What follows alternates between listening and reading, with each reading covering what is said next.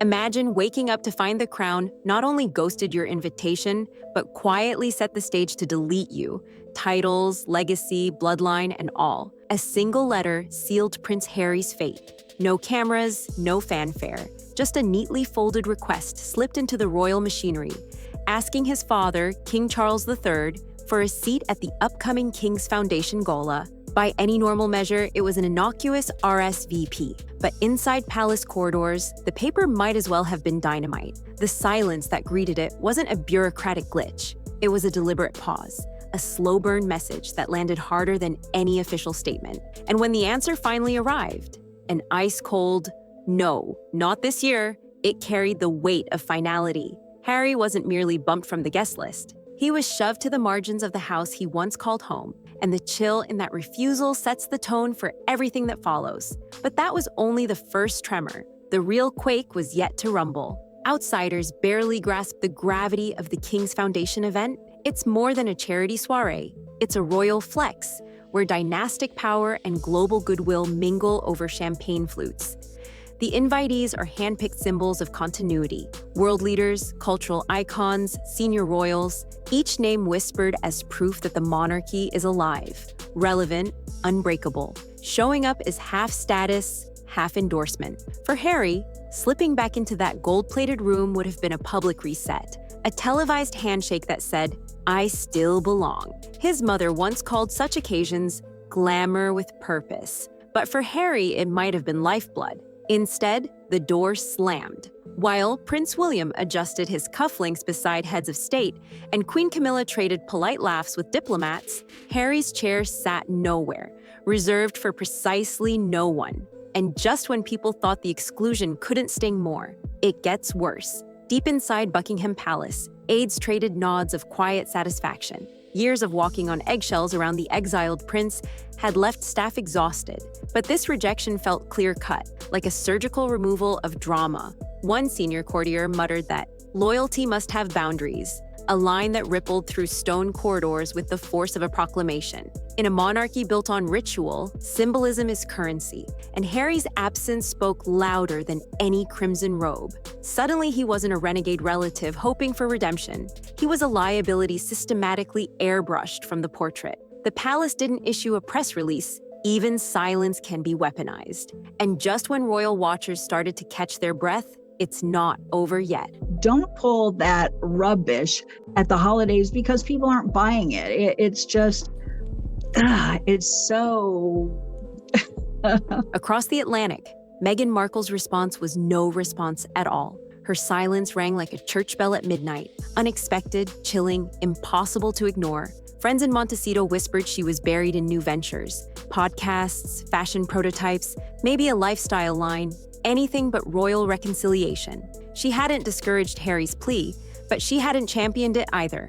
Observers called it strategy. Old Hollywood hands called it survival. Either way, Meghan's distance left Harry exposed on a battlefield he thought they'd cross together. The Sussex brand, once a united front, suddenly looked asymmetrical. One partner leaning into California sunshine, while the other still searched the fog of Windsor memories. Yet if that seemed cold, the next chapter would feel downright Arctic. Harry's media resume, tell-all memoir, primetime confessions, Netflix series, was supposed to give him leverage. Instead, each project chipped away at his aura. The intimate revelations that once felt cathartic have mutated into a never-ending monologue that even sympathetic audiences are tired of decoding.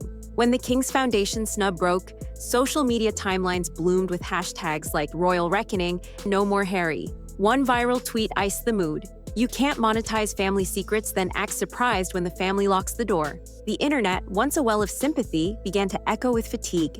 Critics didn't just question Harry's choices, they questioned his narrative's shelf life. And just when the digital tide seemed harsh enough, brace yourself, there's more beneath the surface. Behind that polite no from the palace lurked another blow: security. Sources say Harry tried leveraging his attendance into a renewed protection package for himself, Meghan, and their children. The answer? A curt denial citing strict protocol. No roll, no guards. For Harry, who's spoken publicly about threats and safety fears, the refusal struck at core identity. Security was once invisible armor granted by birthright. Now it was a transactional privilege withdrawn without remorse. The symbolism was brutal. The crown wouldn't shield someone it no longer considered an active asset. And as that door clanged shut, murmurs about revisiting Harry's remaining honorary titles skittered through parliamentary chatter. The separation wasn't just emotional, it was edging toward constitutional. Still, even that seismic possibility wasn't the deepest cut. Keep watching, it unravels further. Back in California, industry executives started measuring Harry's star power in diminishing returns. Spotify axed the Sussex podcast deal with a brisk press statement. Netflix insiders grumbled about content fatigue, hinting future contracts might shrink or vanish altogether. A seasoned PR strategist, off the record, described Harry's trajectory with surgical bluntness. He entered the room as royalty. Now he leaves as headline fodder. Hollywood banks on novelty. Once that fades, only consistent value survives. And with each corporate cold shoulder, the prince who swapped tiaras for television realized he'd gambled prestige for a spotlight that's now dimming. Yet the harshest reckoning still hovered beyond Malibu waves, because identity, once unmoored, drifts faster than anyone expects. Harry's problem is existential. Every microphone he grabs, every camera he sits before, still frames him as the Duke of Sussex, a title inseparable from the ivory towers now pushing him away. Without the crown's gravitational pull, what anchors his public persona? The danger isn't just irrelevance, it's becoming living proof that fame without purpose corrodes. Crowds that once leaned in now lean back, eyebrows raised, waiting for a new chapter that isn't another family takedown. Each retell risks sounding like static, louder but less comprehensible. And when the world tunes out, redemption arcs shrink. If that sounds bleak, wait, because the monarchy's next move tightens the vice. Inside Whitehall, constitutional scholars debate the nuclear option, stripping Harry of his dukedom entirely. It's not imminent, but no longer unthinkable. Historical precedents, uncles, distant cousins, who strayed too far, were quietly erased from official roles, their portraits repositioned in obscure halls. The difference this time? Global media tracks every whisper.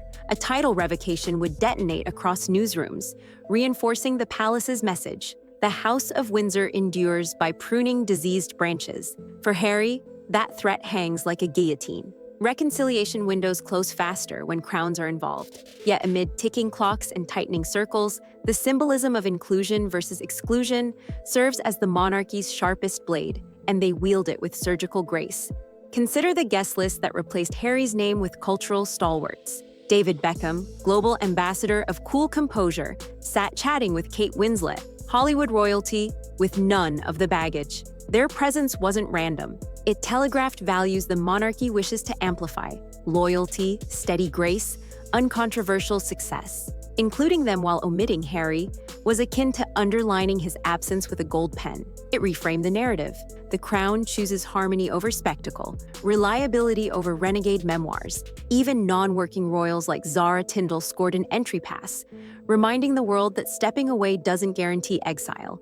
Antagonizing the institution does. And in case anyone missed the subtext, the final seating arrangement shouted it louder. Some chairs are earned, others forfeited. Yet even that pointed symbolism isn't where the story ends. Buckle up because the silence roars on. The palace's communications team, seasoned masters of understatement, never issued a fiery rebuttal to Harry's ongoing criticism. They didn't have to. They simply showcased a functioning, unified royal family at the gala, flashing photogenic smiles, engaging charities, leaving paparazzi to capture an image worth 1,000 rebuttals. In PR terms, that's a kill shot delivered with a wink, proving sometimes the harshest words are the ones never spoken. Public perception, shaped by visuals rather than footnotes, started to recalibrate. The monarchy looks forward-leaning. Harry appears frozen in rearview grievances. As that perception spreads, the rift ossifies. And if viewers think this tableau is the climax, think again. Another voltage spike is imminent. Within Montecito's manicured quiet, Meghan's pivot gathers speed. Trademark filings hint at wellness products, children's content, maybe a digital empire with her at the helm. Ventures that thrive on positivity, not royal discord. Friends claim she's encouraging Harry to chart his own path, but quietly aligning her brand with causes that steer clear of palace drama. Her calculated distance signals to investors she's future-focused, not feud-fixated. In that subtle repositioning lies a silent verdict. She's accepted the royal door is shut. And with that acceptance, the Sussex partnership morphs. Two trajectories once intertwined now diverge, one seeking restoration, the other reinvention. When love stories meet power politics, divergence can breed tension. But hold on, the stakes escalate still. British tabloids speculate that Harry may attempt a surprise return for future high-profile events, coronations, jubilees, gambling on public sympathy to pry the gates ajar. Yet each denial strengthens palace resolve. Court watchers liken it to slow diplomacy, a series of micro-exiles culminating in a point of no return. If Harry pushes too hard, the crown can tighten screws by suspending military patronages, paring back charitable affiliations bearing his crest. Each cut bleeds relevance. Meanwhile, his critics adopt a new refrain. He chose freedom. Why beg entry? Every repetition dulls the shock, normalizes the absence, and cements the idea that the firm is healthier without him. And as that mantra circles, we inch toward the headspin of a finale you didn't see coming. Because the harsh truth is this: time favors institutions, not individuals. Monarchies play the long game, outlasting headlines, scandals, even generations. Harry doesn't possess that luxury.